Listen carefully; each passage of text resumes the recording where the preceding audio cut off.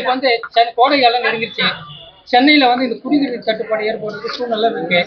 இந்த சூழ்நிலை காட்டுப்பள்ளியில வந்து 10 ஆண்டுகளுக்கு முன்னாடி தொடங்கப்பட்ட கடல் நீர் சுத்திகரிப்பு ஆலை வந்து கடந்த 3 மாதமா வந்து செயல்படாம இருக்கு. இது மக்களுக்கு வந்து சென்னையில குடிநீர் தட்டுப்பாடு ஏற்படக்கூடிய ஆபத்து இருக்கிறதா சொல்றாங்க. ஆபத்து சென்னையிலே குடிநீர் தட்டுப்பாடு ஏற்கனவே ஏற்பட்டு விட்டது. திமுக ஆட்சி ஊழல் நிறைந்த ஆட்சியாக இருக்கிற காரணத்தால் அந்த காட்டுப்பள்ளி பகுதியில் இருக்கிற அந்த பணி சுத்திகரிப்பு தண்ணீர் சுத்திகரிப்பு பணி செவ்வனை நடைபெறாமல் பழுதடைந்திருக்கிறது.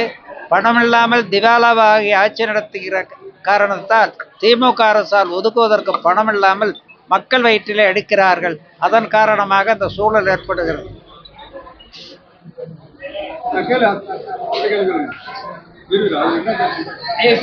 உங்களது அவ்வளவுதான். அடுத்தது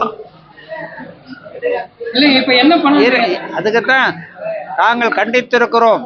நாங்கள் அதை பற்றி நடவடிக்கை எடுக்குமாறு கண்டித்திருக்கிறோம். போராட்டம் நடத்தப்படும். அவ்வளவுதான்.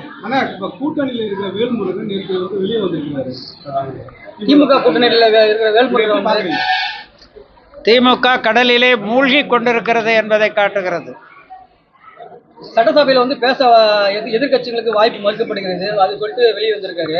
வந்து முதலமைச்சர் வந்து கவனத்தில் கொண்டு சொல்லணும் அப்படின்னு சொல்லியிருக்காரு.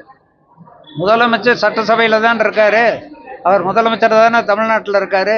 இவர் சொல்றது அவர் காது கேட்காதா? அவர் காது செவிடா? இதை கேட்டாங்கன்னா அமைச்சருங்க வந்து முந்திரி கொண்ட மாதிரி முன்னாடி எல்லாத்துக்கும் வந்து அதிகபட்சமாக இது பண்றாரு அப்படின்னு ஒரு குற்றச்சாட்டு சொல்றாங்க. புரியல. இதை அவர் வந்து கேட்டாங்கன்னா அவர் வந்து முந்திரி கொட்ட மாதிரி எல்லாத்துக்கும் முந்தினி வந்துடுறாரு, வந்து கேள்வி கேட்கிறாரு அப்படின்னு சொல்லிட்டு சேகர் பாபு சொல்லியிருக்காரு. வேல்முருகன் கேள்வி கேட்டா கேட்டா யாரு சொல்றாங்களா? வேல்முருகன் சட்டமன்ற உறுப்பினர் வேல்முருகன் கேள்வி எழுப்புறதுக்கு அமைச்சர் சேகர் பாபு வந்து முந்திரி கொட்ட மாதிரி வேல்முருகன் செயல்படுறாரு அப்படின்னு சொல்லி குற்றச்சாட்டு சொல்றாரு. இது பற்றி உங்க கருத்துங்க? நீங்க வேல்முருகன் அவர்களிடமே கேளுங்க.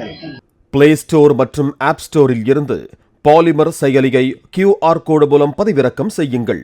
செய்திகளை உடனுக்குடன் பெறுங்கள்.